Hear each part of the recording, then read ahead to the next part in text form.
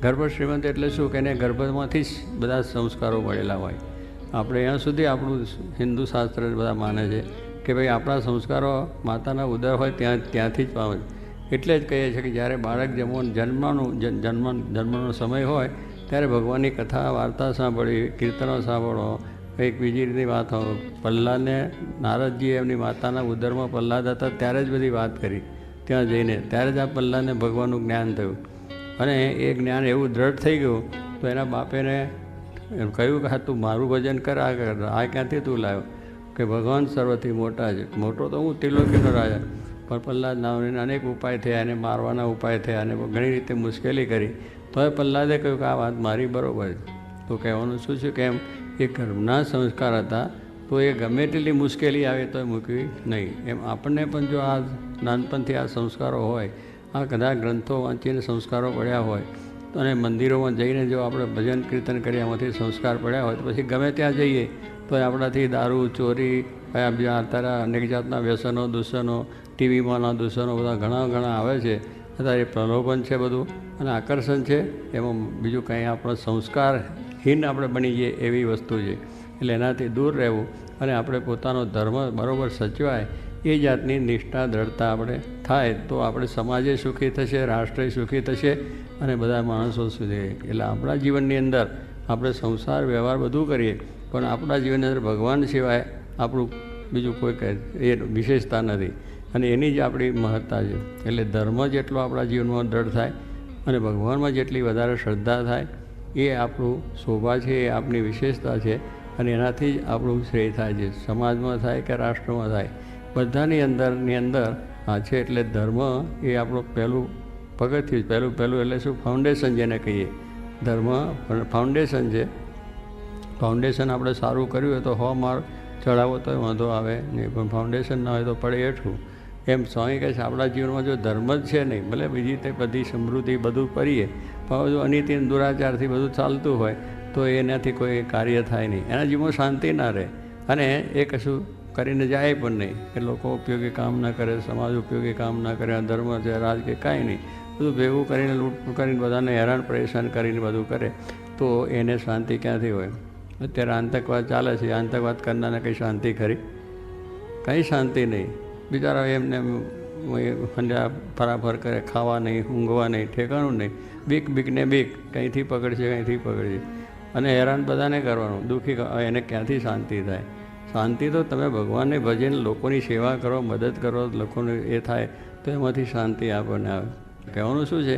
કોઈનું ખોટું કરવામાં શાંતિ નથી. કોઈનું તમે સારું કરો, કોઈનું તમે ભલું કરો, કોઈનું તમે એને મદદરૂપ થાઓ તો તમારું સારું થાય.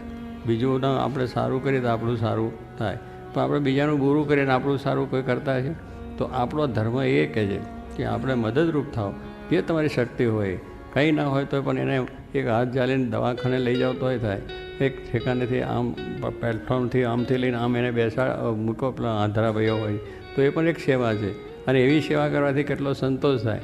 પણ બીજી રીતે ખોટી રીતે થતું નથી. તો આવું રીતનું આપણું જીવન છે.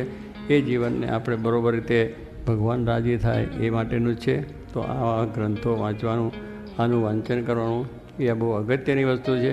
આજનો જમાનો એટલો બધો ખરાબ થયો છે અને એટલી બધી આકર્ષણો થયા છે કે જેની અંદર આપણા સંસ્કારો હોય એ પણ ચાલ્યા જાય. ઘરની અંદર ટીવી, મંદિર જ્યાં આગળ ઘરમાં રાખવાનું હોય, આપણે જે ભગવાનને માનતા હોય એ ભગવાનનું મંદિર આપણા ઘરમાં હોવું જ જોઈએ અને એને દરરોજ પાઠ, પૂજા, પ્રાર્થના થવી જોઈએ બધા સાથે મળીને ઘરના બેસીને. અને જે ભગવાનને માનતા એમના જે ચરિત્રોનો ગ્રંથ હોય એ ગ્રંથને પણ વાંચો. રામાયણ છે, મહાભારત છે, જે હોય તો એની અંદરથી આપણને કંઈક શાંતિ રહે, સંસ્કાર આપણા રહે. પણ આ તો એને બદલે શું થયું કે ટીવી મંદિર બની ગયું અને ટીવીમાં પાછું જોવાનું તો બધું સારું હોય છે પણ સારું મૂકીને ખરાબ વધારે. કારણ મનુષ્યનો સ્વભાવ છે ખોટું જોવાની ટેવ, કંઈક દોષ હોય જોવાની ટેવ અને એવું જ જોવાનું. એટલે એ તરત જ આપણે જોવા માંડી પડીએ છીએ, સારું દેખતા નથી. અને એ વસ્તુ કારણ માણસ માત્ર સ્વભાવ કાગડો છે, કાગડો છે ને ધોરણ છે, એને ચાંદું પડ્યું હોય બૈડા ઉપર, ત્યાં જઈને બેસે. એટલે આખું શરીર સારું છે ને ત્યાં બેસે ને, એની સ્વભાવ છે પેલાને દુઃખી વધારે કરવો, એને વધારે દુઃખી કરવો એવી ભાવના છે. એમ આપણી પણ દ્રષ્ટિ એવી છે કે આવું ખરાબ જોવું જ એટલે આપણે બધા હેરાન છે. માટે આપણે સંસ્કાર સચવાય માટે અત્યારના આ જે બધા આકર્ષણો છે એથી જેટલું દૂર રહેવાય એટલું સારું. વ્યસનોથી, આવી જાતના જે ખરાબ ધંધા છે, ખરાબ આવી જાતની વૃત્તિઓ છે અને આવી જાતના દૂષણો છે. ટીવી એટલે આપણને બહુ સારું મળ્યું છે એવું નથી સમજવાનું છે, પણ એમાં જો ધંધાવાળો ધંધાને જોતો હોય તો કંઈ વાંધો નથી. છોકરો ભણતો હોય તો ભણવા પૂરતું જોતો હોય તો વાંધો નથી. જેને જે જાતનો વ્યવસાય છે એટલા પૂરતો જોઈએ તો એમાં વાંધો નથી. પણ આ તો ખરાબ જ જોવાનું બધું. અને બધા સાથે ઘરના સંસ્કાર રહે ને, બહેનો છોકરાના બહુ બધું ભેગા બેન ટું છે. એમ મર્યાદા ક્યાં રહે? ભાઈ અંદર અશ્લીલ બધું આવતું હોય તે ના થાય. અશ્લીલ છાપા, અશ્લીલ આપણા જે મેગેઝિન, અશ્લીલ પુસ્તકો એ પણ ના. શું સારા સુસંસ્કૃત આપણા ગ્રંથો બધા, જેને આપણે ધાર્મિક ગ્રંથો રામાયણ મહાભારત બધા એ જ વાંચો. એમાંથી જ તમને જે મળશે એવું બીજેથી નહીં જ મળે. તો આપણા કામ પૂરતું છે જોઈ લેવાનું, એનો વાંધો ને. પણ એને મૂકીને બધું કેટલું ભાઈ અશ્લીલ આવે ને એને જ વાંચા કરીએ તો એમાંથી મોટું થઈ જાય છે.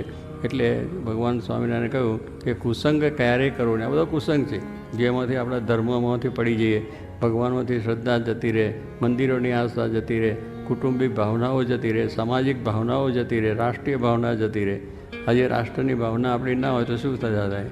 કંઈ નહીં. રાષ્ટ્રનું જે થાય પણ મારું બરોબર છે કે નહીં? આપણે અહીંયા પહોંચી ગયા. આપણી ભાવના કેટલી કે રાષ્ટ્રની એ છે કે અમે રાષ્ટ્રની વાત કરીએ પણ રાષ્ટ્ર તો એમને ચાલે છે પેલું થાય તો કહેવાનું કુટુંબ, સામાજિક ભાવનાઓ, સામાજિકને આપણે સમાજમાં સારું જે કંઈ હોય બીજાને આપવું કરવું બીજી તે, એટલે એકબીજાની ભાવના, કુટુંબિક ભાવનાઓ રહી. આજે કુટુંબની અંદર દીકરા છોકરા, બાપ દીકરા બધાને બૈરા પુરુષોની તકરારો થાય છે, કોર્ટ સુધી જાય.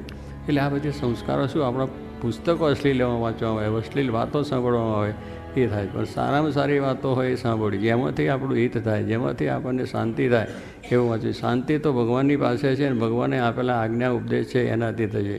તુલસીદાસે એટલા માટે કહ્યું કે સુરપુર નરપુર નાગપુર તીને મેં સુખ નાહી, કાં સુખ હરિ કે ચરણ કાં સંતન કે માય. આ તુલસીદાસ આપણને કહ્યા કે ભગવાનની પાસે જાઓ, ભગવાનના આદેશો પ્રમાણે એના દર્શન કરો, પ્રાર્થના કરો તો એમાંથી શાંતિ આવશે.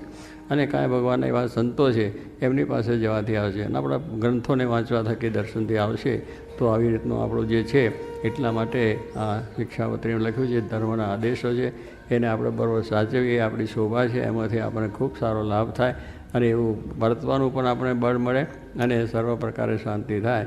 તો આ પ્રમાણે અહીંયા આગળ આ ગ્રંથનું વાંચન થાય તે સર્વને લાભ મળે, સર્વ સુખિયા થાય એ જ પ્રાર્થના.